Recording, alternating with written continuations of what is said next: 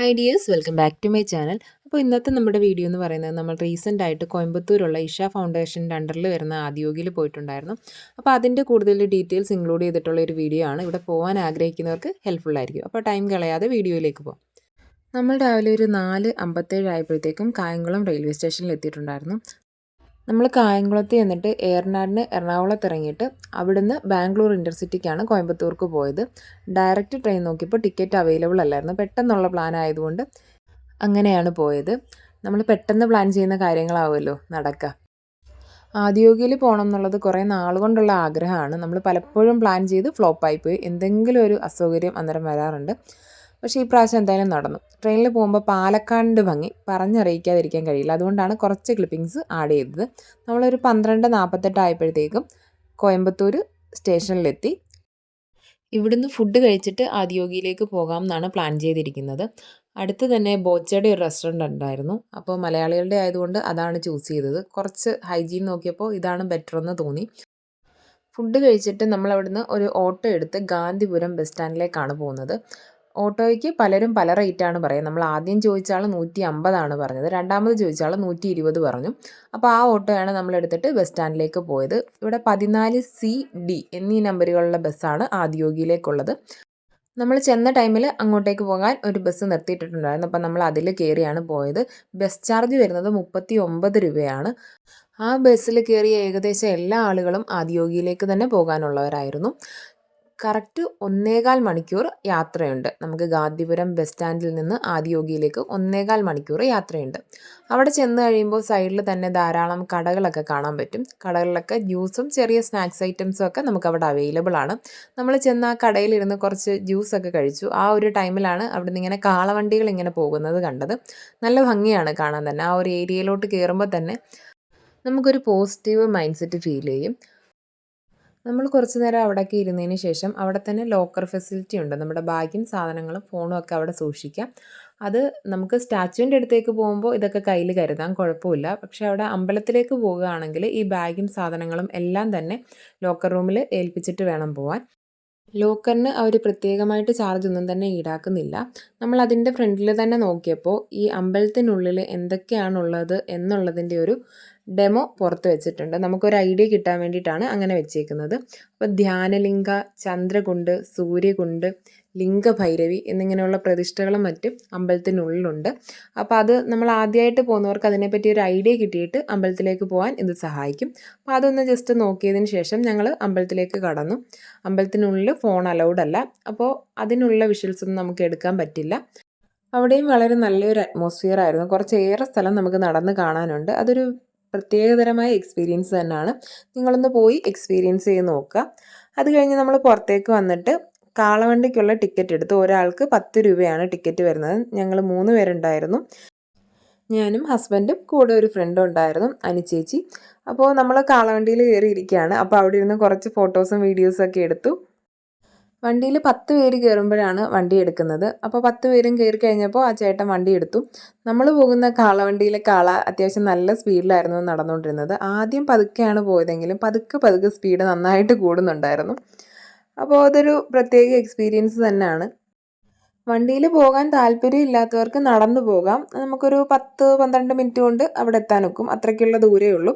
പിന്നെ ഒരു രസത്തിന് കാളവണ്ടി കയറി പോയെന്നുള്ളതേ ഉള്ളൂ. പോകുന്ന വഴിയുടെ 2 സൈഡിലും കാണാൻ നല്ല ഭംഗിയാണ്. ഇവരിതെല്ലാം നന്നായിട്ട് മെയിൻറ്റെയിൻ ചെയ്ത് വെച്ചിട്ടുണ്ട്. പിന്നെ ധാരാളം കടകളുണ്ട്. ജ്യൂസിനും സ്നാക്സിനും ഒക്കെയുള്ള ഫെസിലിറ്റി ഉണ്ട്. നമുക്കപ്പം കുട്ടികളെയും കൊണ്ട് പോയാലും വലിയൊരു ബുദ്ധിമുട്ട് അവിടെ ചെന്നാൽ ഫുഡ് ഐറ്റംസിനൊന്നും ഉണ്ടാകത്തില്ല. ഏകദേശം ഒരു 4:30 കഴിഞ്ഞതോടുകൂടി തന്നെ ഞങ്ങൾ സ്റ്റാച്ചുവിൻ്റെ അടുത്തെത്തി. അപ്പോൾ ദൂരെ നിന്ന് കാണുമ്പോൾ തന്നെ നല്ല ഭംഗിയാണ്. നമ്മളിങ്ങനെ അടുത്തോട്ട് വരുംതോറും ദൂരെ നിന്ന് ഇങ്ങനെ കണ്ട് വരുന്നത് ഒരു പ്രത്യേക എക്സ്പീരിയൻസ് തന്നെയാണ്. നമ്മൾ ഫോട്ടോയിലും വീഡിയോയിലും കാണുന്നതിന് എൻ്റയർലി ഡിഫറെൻ്റ് ആണെന്ന് തന്നെ പറയാം. അടുത്തു നിന്നുള്ള ഒരു വ്യൂവും എക്സ്പീരിയൻസും. നമ്മൾ ചെല്ലുന്ന ടൈമിൽ അവിടെ എന്തോ മെയിൻ്റനൻസ് നടക്കുന്നുണ്ടായിരുന്നു. ഈ സ്റ്റാച്ചു പെയിൻറ്റിങ് പ്രോസസ്സ് അപ്പോൾ നടന്നുകൊണ്ടിരിക്കുകയായിരുന്നു.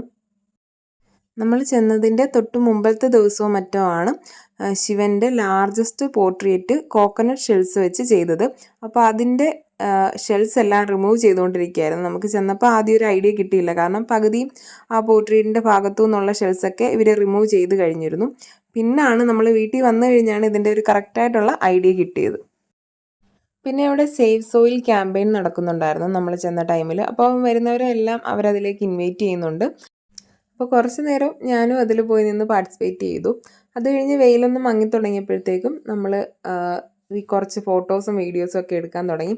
നല്ല വെയിൽ മാറുമ്പോഴാണ് നല്ലൊരു ഭംഗി വരിക. ഒരു സന്ധ്യ സമയത്താണ് കറക്റ്റായിട്ട് പറഞ്ഞാൽ ആ ശിവൻ്റെ ഒരു ഭംഗി നമുക്ക് അവിടെ നിന്ന് കാണാൻ പറ്റുക. ഞങ്ങൾ കുറച്ചധികം സമയം വെയിറ്റ് ചെയ്തു. നമ്മൾ രാത്രിയിൽ ലേസർ ഷോയും കൂടെ കാണാൻ വേണ്ടിയിട്ട് പ്ലാൻ ചെയ്താണ് പോയത്. അവിടെ ചെല്ലുമ്പോൾ തന്നെ അത് അന്വേഷിച്ച് വെക്കുക, അന്ന് ലേസർ ഷോ ഉണ്ടോ എന്നുള്ള കാര്യം. കാരണം എല്ലാ ദിവസവും കാണില്ല. ക്ലൈമറ്റ് ഓക്കെ അല്ലെങ്കിൽ ആ ദിവസങ്ങളിൽ ലേസർ ഷോ നടത്താറില്ല. അപ്പോൾ ഒരു 7 മണി കഴിഞ്ഞ് 7:20 ആകുമ്പോഴത്തേക്കാണ് ലേസർ ഷോ കാണുമെന്ന് നമ്മൾ തിരക്കിയപ്പോൾ പറഞ്ഞിരുന്നത്.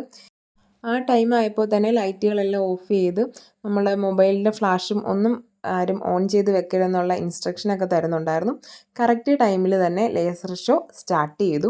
സ്റ്റാർട്ട് ചെയ്യുന്ന സമയത്ത് ആ ലൈറ്റ് എഫക്റ്റും ആ മ്യൂസിക്കും എല്ലാം കൂടെ ആകുമ്പോൾ ഒരു പ്രത്യേക ഫീൽ തന്നെയാണ്.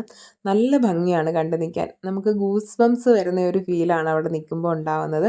അതവിടെ പോയി തന്നെ എക്സ്പീരിയൻസ് ചെയ്യണം. നമ്മൾ ഈ ഫോട്ടോയും വീഡിയോ ഒക്കെ കാണുന്നതിനെക്കാട്ടിലും ഒത്തിരി അധികമാണ് അവിടെ ചെല്ലുമ്പോൾ കിട്ടുന്ന ആ ഒരു എക്സൈറ്റ്മെൻറ്റ്. നിങ്ങൾ ഒരിക്കലെങ്കിലും പോകണം എന്നാണ് എൻ്റെ ഒരു സജഷൻ. എൻ്റെ പേഴ്സണൽ എക്സ്പീരിയൻസ് ആണ് ഞാൻ പറയുന്നത്. അപ്പോൾ പോകാൻ പ്ലാൻ ചെയ്യുന്നവരൊക്കെ ആണെങ്കിൽ ഉറപ്പായിട്ടും പോയി നോക്കുക.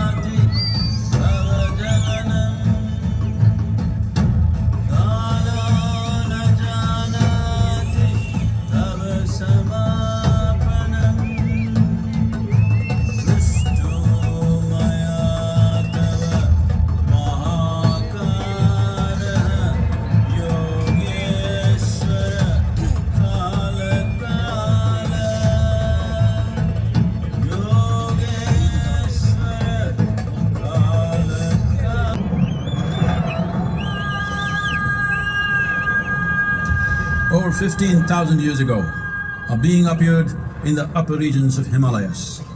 No one knew who he was, where he came from. They danced wildly.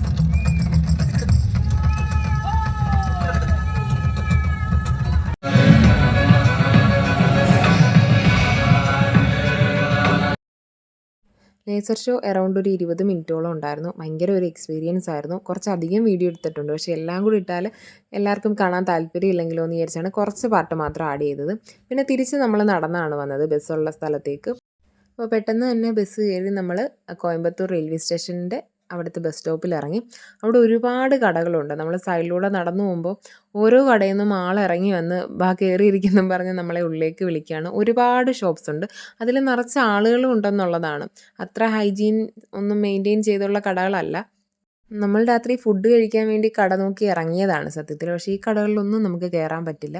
അങ്ങനെ നോക്കി നോക്കി അവസാനം നമ്മൾ കോയമ്പത്തൂർ റെയിൽവേ സ്റ്റേഷൻ്റെ ഓപ്പോസിറ്റായിട്ട് വരുന്ന ഒരു കട കണ്ടുപിടിച്ചു. അവിടെ അത്യാവശ്യം നല്ല ക്വാളിറ്റിയും വൃത്തിയൊക്കെ ഉണ്ടായിരുന്നു. അപ്പോൾ ആ കട നോക്കി അങ്ങോട്ടേക്ക് നടക്കുകയാണ്.